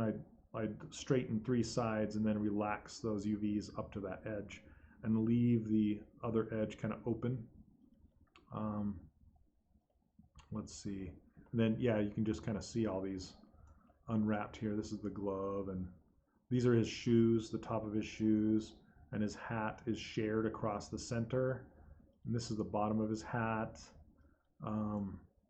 This is the inside of his hand that's kind of hidden. And then just all of these straight pieces. You can see how well straight pieces will pack just right, super tight in there.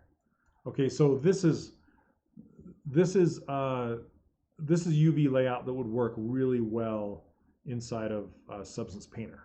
Okay, so everything's kind of oriented how it should be. Actually, like this sleeve should be oriented better. This is his face mask.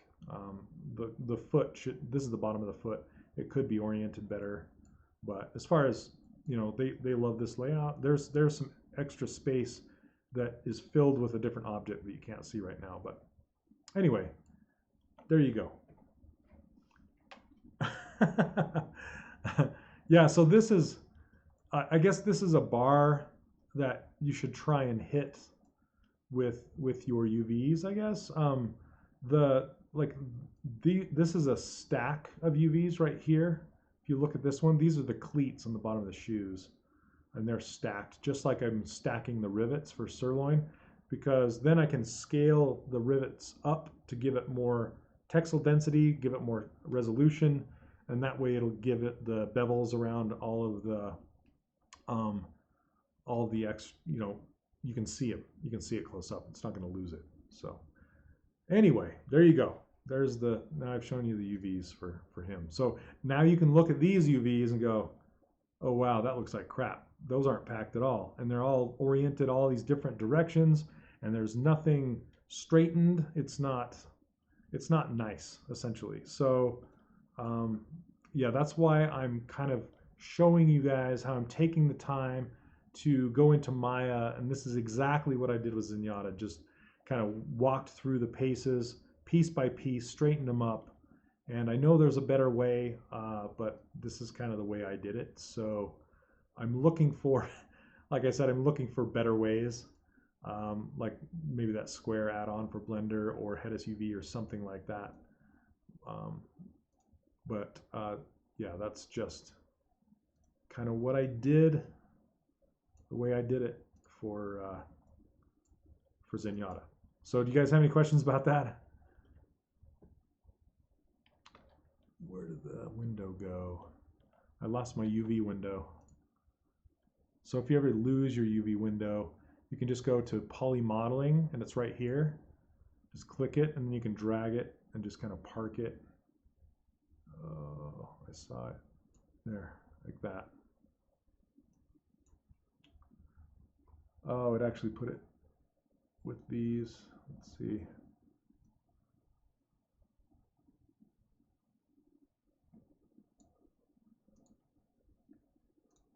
I don't know what I did with it. I need this UV editor out here. Like that. There we go.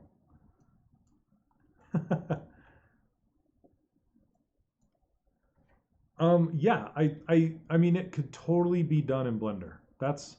I just don't know. I don't have the knowledge of Blender enough to know how it's done in there. But can it be done in there? Absolutely. Sorry, let's see. Okay. So let me pull up this UV editor again, UV toolkit. And I actually want to learn how it's done in Blender so I can teach that. Let's see. So I still have that number. I'm just going to hit set. This thing is like reaching all the way across almost.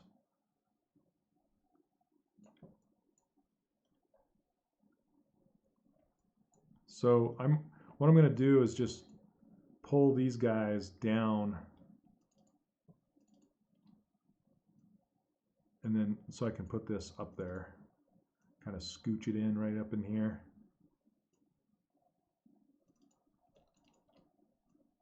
And to select these islands, I'm just holding down Shift and double clicking to add them to the selection set.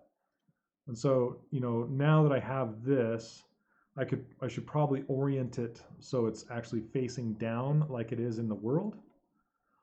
There's also these really cool particle systems inside of Substance Painter that I'm most likely not going to use, but they're in there and they're based on gravity. So that's kind of why you want to orient them to the direction of the world. Also, there are world space normal maps that you use that will use the direction. So basically, you can gather dust on the top of things. You can gather shadows underneath things. And if your UVs are all oriented wonky as to, they're not facing correctly with the world, it's going to have a hard time, running those particle systems and making them work against the UV direction, if that makes sense. Yeah. So yeah, Corinne, so the stuff that was in red is mirrored. That's correct. So basically, when you mirror something, like say I wanted to mirror this, right? Uh, you would essentially, like in 3D Coat, you would grab this, copy it, and paste it over here, and then you would pull it off of the stack, and you would put it in this quadrant over here. That's why Zenyatta's map quadrant UVs were on the right hand side, because when you go to bake your maps inside of Marmoset, it only pays attention to the UVs that are in the active 0 to 1 UV coordinates. Does that make sense? Like this is 0, this is 1, this is the main coordinates. Anything outside of here, is going to get ignored. But that's only now, and they're basically they're going to start supporting what's called UDIMs, and UDIMs are more for film, and it's when you split a character into a gigantic material set or multiple sets, and those multiple sets are called UDIMs. And basically, like a dinosaur, like the center of the dinosaur would be mapped to this first quadrant, and say the next section of him would be in this one, and maybe the feet would be in this one, and the head would be in this one, and so on and so forth. And in each quadrant is called a UDIM, I believe. I had never worked in film. That's just kind of how I understand that it works. But that being said, everything, it only bakes anything that's inside of here. So if you have both of your stacked UVs inside of this UV coordinate, when you go to bake something, it's going to make a mess. You're going to get anomalies, right? You're going to get those little artifacts and things because it's baking your high resolution to a stacked UV set that's occupying the same space. So it's not going to know what to do. So you're going to need to move one side or the other over into this unused coordinate. So does that make sense? So then you won't get bad bakes. So if you guys that are running into bad bakes, sometimes what I'll do with that, instead of moving my UVs over here, is I'll just delete it. I'll just delete that side. Then I know that I'm not accidentally baking to a stacked UV set. I won't export the model out of there, but I'll just use a model that's been cut up just to use as a baking model. And that way it'll give me nice bakes, and then I can just apply that texture to the full model. And then anything that has shared UVs will actually be mapped properly, if that makes sense. Okay. Yeah, that is for baking purposes. And some game engines won't care if there's UVs over here, as long as they're in the next coordinate over in the exact same location. That's why this move thing is super useful. So if I can just pop it over here and pop it over there, and it's in the exact same spot, it's just in the next coordinate over. So if that makes sense, if you can't just drag it over like that and expect it to work. It has to be in the exact same 0 to 1 space. I mean, this is 1 to 2, but it has to be in the exact same location as it would be over here, but over here. That's how it would work, if that makes sense. So is it bad stacking stuff like that though? Because then if you put a scratch on one arm, it will be the same spot on the other arm. Yes, it will be mirrored. If you share UVs, anything you put on the left will get put on the right. That is correct.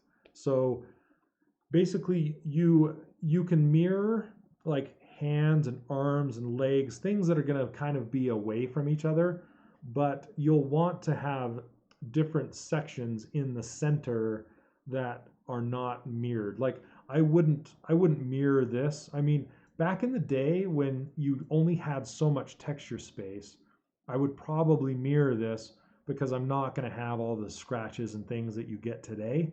Um, so I wouldn't care. I would just cut this in half. I mean, back in the day, even the faces were cut in half. Like there were shared UVs across faces. If you ever the worst possible example of this is the Morrowind characters. Okay, if you guys ever remember Morrowind, I'm going to show you guys this. Oh my goodness, I almost wanted to go work for Bethesda and work on Morrowind just to fix their characters. I know that sounds totally pompous of me, but I loved the game. The scenery was amazing, but the characters were horrible. Their faces were horrible. And I'll show you. Let's see. So, I mean, look. So that's a shared map across the center. Oh, that looks pretty good. Oh, come on. But you can kind of see the light. It's like perfectly symmetrical and yeah, these are okay. It looks like some of them are showing. This is what it looks like after it's updated. But there were some where their eyes were like wall-eyed. Like they didn't even fix the direction of the eyes. They were just, oh my goodness. Where are they? There we go. Like it was just not good. Not good. Anyway. They keep showing Skyrim characters, and the Skyrim characters are pretty good, but the Morrowind characters not so good. So I think they finally got a team that would help them out, and they look much better now. But back in the day, some of them are cross-eyed, some of them are wall-eyed, because when you share a face UV across the center, it's if you have your eye looking to the left, the other eye, it's kind of like putting a mirror up to the center of your face and looking one direction or the other. The other eye is going to be like going the opposite direction. So anyway, yeah, that's enough about that. Just be careful, but you still can mirror UVs. It's not as common anymore to mirror UVs because of Substance, because of the current gen consoles are so powerful they can actually push it, and you can push 4K maps. So that's really it's not used as much anymore, especially if you start getting into more kind of realistic characters, like the Horizon Zero Dawns and the Uncharted's and things like that, where they can really optimize the textures, and they use LODs, which is like level of detail. So you can have extreme level of detail, really high resolution in cinematic characters, and then as that character gets away from the camera, you kind of lose detail. And there's also a thing called MIP mapping, which will, if you start out with like an 8K or a 4K texture, as the character gets further and further away from the camera, it will decrease the resolution of those textures. So that will kind of help the engine process all that information better. So the characters will look really, really good close up, and then as they go away, you won't even notice because the detail just kind of goes away. So anyway, this is kind of what you do for stuff like that, and this is kind of how you would lay out. I'm getting this direction from Brendan, and he is working on characters that are of that caliber. Now Disney Infinity was not that caliber, and so I'm just kind of showing you kind of the next step up as far as taking it to more of a realistic character, more of a realistic textures, that kind of stuff. So anyway, is there a way to prevent texture bleed? Yeah. So essentially, texture bleed, that's all in the gutter space. So it's the space in between these islands. So you don't want to have them close to each other.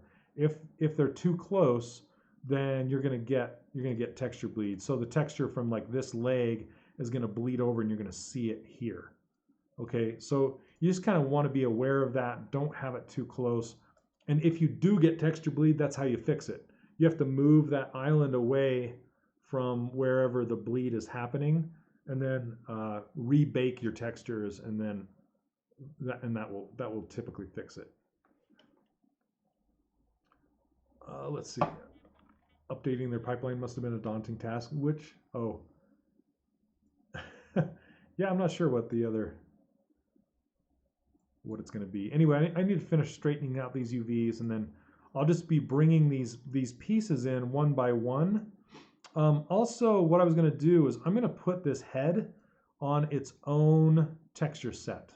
So that just means I'm going to apply a different material to the head. So I was going to make his entire body and everything, including, well, everything except for his eyeballs and his sword. I was going to put it all on one map, just like I did with Zenyatta. But as per Brendan's advice, I'm going to put him on 2 separate materials. So I'm going to put his head, teeth, tongue, hair on one material, his eyes on one material, and then everything else on another one, and then his sword on another material. If that makes sense. So I'm going to I'll turn this, and that way I can get way more resolution out of a texture for his head. Okay, and I want to grab his chin because I want these both to be scaled up together, and his hair, because I want them all to be the same kind of like texel density. So I'm going to grab his hair and double click his face, and now I can see all the pieces and parts that make up what I just double clicked, and turn those to UVs. Let's see, 2 UV shell, UVs. Whoops, come on. 2 UVs. There we go. Okay. I guess I could deselect this, then move them over. So these are all the pieces and parts that make up the face. And I can scale them all up together. So if you ever like lay out your UVs and they're all too small or too large or whatever, you can always do this. Just grab these pieces and you can move them kind of close together. It doesn't really matter. Oh, it looks like I didn't unwrap the hair. Okay, I need to do that. That's the bad thing about unwrapping one place and then laying them out in another place, is you're like, oh crap, now what? You know, I can unwrap them in here. It's just not this, like I said, it's not the same algorithm. So I'd have to do the cuts and everything inside of here and then undo it or unwrap it in here.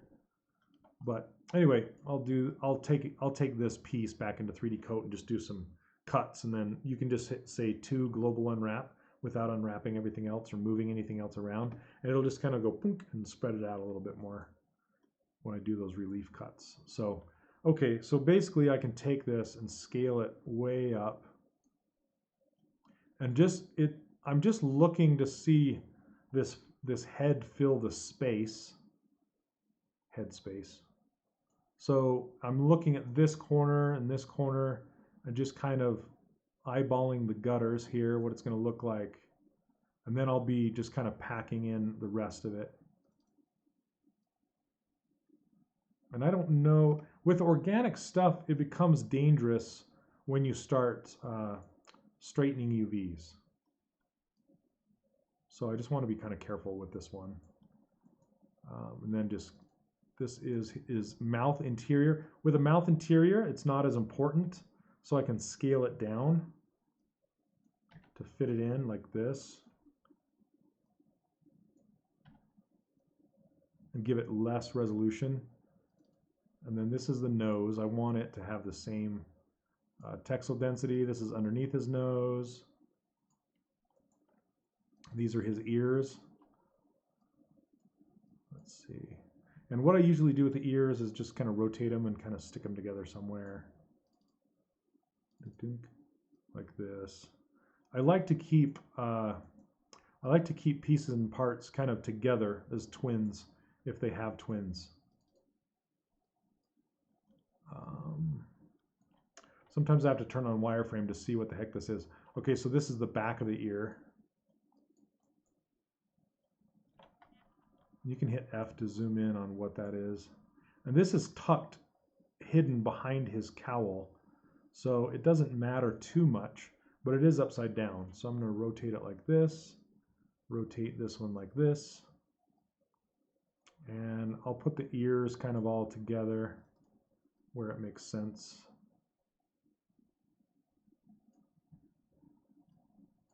Well, let's see, double click, move these over. And I can't pack this head as well. And this is the inside of the eye. And I'm also going to grab the teeth and the tongue and put them on this map. I just want to see what way is up on this. Okay. So I'm going to spin it this way.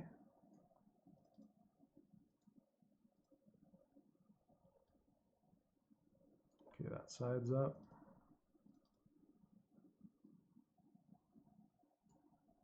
Is that right?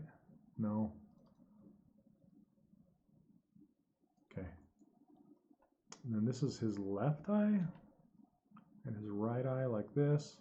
I'll kind of twin them together and then just kind of find a home for him somewhere. That makes sense. And then let's grab his teeth and tongue, and I believe, no, that's the cowl. It'd be small. So it's this one, this one, this one, tongue, tongue, and I don't know what, oh, here it is. Okay. And all these pieces are going to be over there.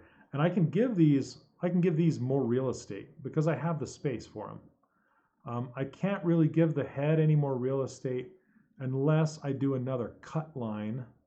So if I took this back into 3D Coat and I did a cut line right here and one right here and cut that off the back and actually kind of parked it off to the side, since it's back here behind the cowl, I could actually scale that whole head up and get even more resolution, which I might do.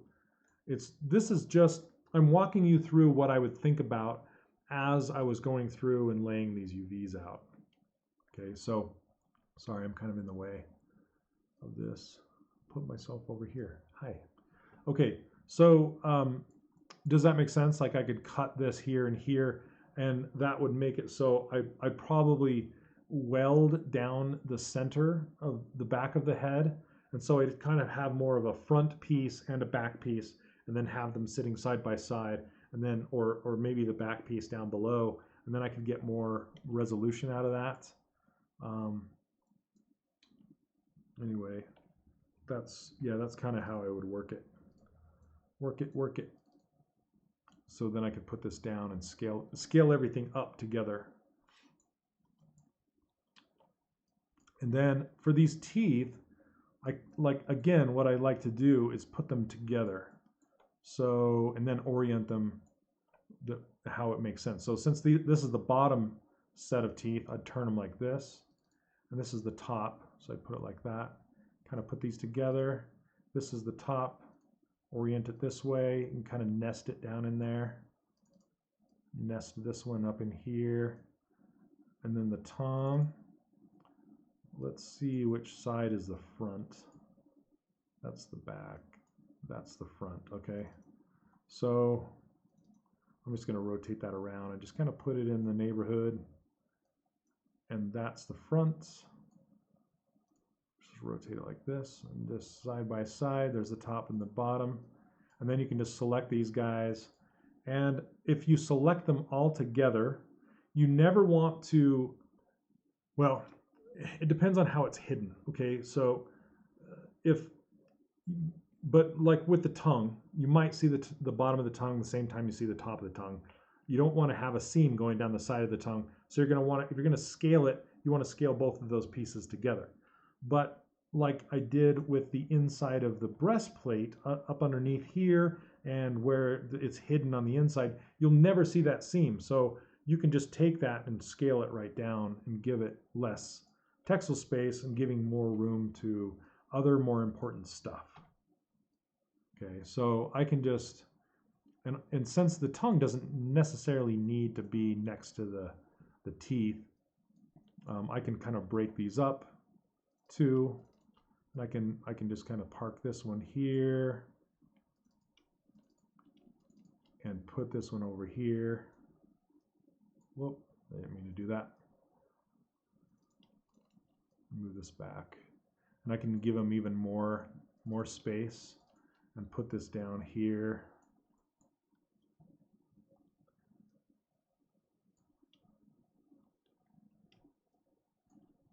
And when I scale it, it sucks because when I scale this, they're going to scale out like that. So I need to just kind of eyeball it. But I need to scale them together. What I could do is use the textile density tool, where if I scale this guy up, whoop, in this space, and then I can just grab I can get it, and it'll change that number, and then select right here and say set, and it'll pop this to be as big as the ones over there. So that's another way to do it. Okay. And then the hair, I don't know if I want to, I might put it over here. I don't know. I'll have to figure out what to do with the hair. But this is just kind of how I would go about starting to set these UVs up. See how it's just kind of, there's a lot of wasted UV space in here. But I just kind of I start with the biggest pieces first and kind of just place them where they need to be, and then do the next medium-sized pieces around that, and then smaller pieces around that, and trying to keep everything together as much as possible. You can't always do that, like these teeth. These teeth aren't together, but they're kind of in the same, areas on both sides. Just so if I handed this, what you have to think about is you're most likely going to be on a team, right? So if you're going to hand this model off to somebody else, you want them to look at it and go, okay, I can see where the things are. Okay, where's the nose? All these fleshy parts are over here. The teeth are here. Okay, that makes sense. I got it. Other than going, where the hell is anything on this UV map? It's just like all over the place. I don't know where anything is. So anyway, that's just kind of something that you want to keep in mind when you're laying your UVs out, is if you're going to hand it to somebody else, you want it to be communicative as far as that. Antonio, I need advice. The character I'm doing has braided beard with a mustache. I'm guessing the right way to retopple him is to split the mustache, the beard, and the head. It depends on if there's any space in between the beard and the mustache.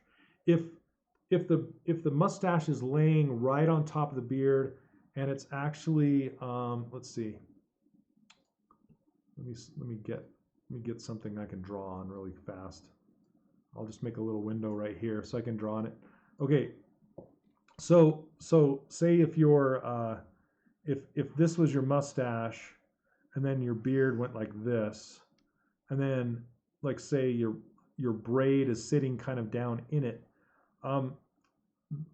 like if the mustache was buried in it like this, okay, like pretend this is you're looking at the profile of the mustache from the side as if it's been chopped, okay? And then the beard is like, if it goes up like this, and then the head sitting over here somewhere. If this is what you have to look at right there, see this? If it's like this, I would just topologize over the top and then just sew it together and keep going, if that makes sense. So, because then those normals are just baked together. If you look at Corinne's cat, I believe she did that. And you can just kind of keep the low resolution over the entire object to just capture everything. If you don't have, if it's not like this, let's start over again. Okay, because you can do it one of two ways. It doesn't matter. That's not a right or wrong way. But you can also do it like, say your mustache is here and your beard is like here, and this moves, or you know, it might be just kind of overlapping like that. You could retopologize that in two pieces. So you have squares going like this, and they're going actually underneath it. You don't have to go all the way around the back, but just wherever it's visible. And then say with this beard, you can go just right over the top. As long as the high resolution is going to intersect and the low resolution is going to intersect. And what that's going to give you is it's going to give you a harder edge or a harder difference between the mustache and the beard than it would if they were both together and you bake them together. That's going to create a softer transition between these two right there, if that makes sense. It's kind of it's difficult to explain in a drawing. I hope that makes sense at all. But if you do it this way where it's separate, then you have to bake your mustache in a separate baking group than your beard. Otherwise, you would put all of the highs, like the mustache and the beard and everything, in the same high resolution baking group and bake them down to one low resolution mesh that will capture and hold all of it together.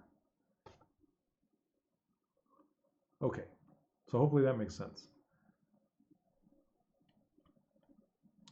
Yeah, you can do that, Antonio. You can totally make the beard part of the head and just bake that, and then have the mustache as a separate piece. Kind of like these floating rivets that I have.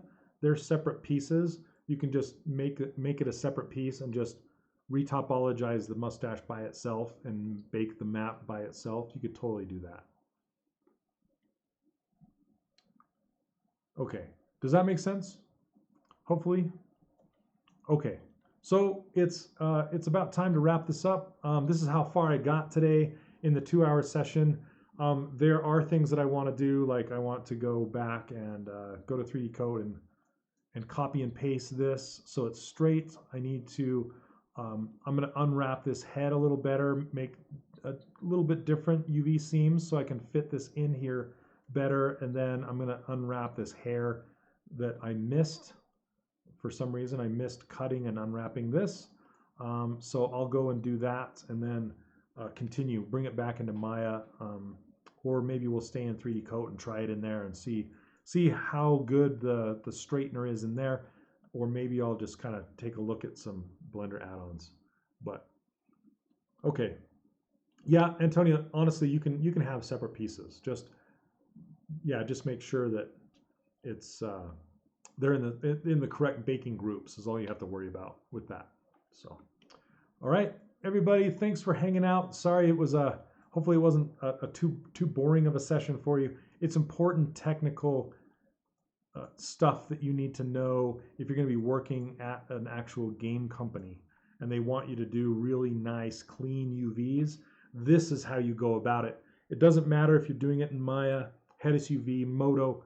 Those are just tools. It doesn't matter where you do it as long as you do it kind of like this. Also, on the team, you can also ask them if they want their UV straightened or not. You know, some teams have preferences. They'll say, nope, all I want is just to give whatever like the unwrapper gives and just pack it as best you can. You can even use the automatic packer, and that's fine. That's good enough. I mean, that's the team I was on at Disney. That was all we did. We didn't need anything more than that. We didn't have to go and straighten all the UVs like crazy because there just wasn't the texture detail there that was necessary to support all that. But if you're doing something like the sirloin character where the textures are way more detailed and it has a lot of patterns and stuff like that, then you'll want to go to the trouble of laying your UVs out and straightening them out and packing them and getting absolutely as much UV space used as possible. Okay, and you'll want to scale your different parts, scale down pieces that aren't going to be seen, scale up pieces that are going to be seen even more, like the face, split them off, that kind of stuff. So, UV masters, I have the power. Yep, I love it. Okay, okay, Stephen, awesome. Thank you so much. All right, take care, everybody. Have a wonderful weekend. This Friday, I will not be doing a student Q&A session because I will be at amusement park with my two boys. They both have birthdays one day apart, so we're taking them both to a local amusement park here, and it should be a lot of fun. So we'll get back to it next week. If you have any questions though whatsoever, if you're at a stopping, if you're just hitting a wall or whatever, and you have big questions, please either post them in Discord for other students to answer. You could leave a comment on any of the lessons, or you could send me an email directly, or you can wait for next week's Q&A session. So any of those, hopefully it doesn't just stop you cold and you just get frustrated. There's help out there. Love the community. Thanks everybody, and have a wonderful day. So cheers, take care. We'll see you next week. Have a good one.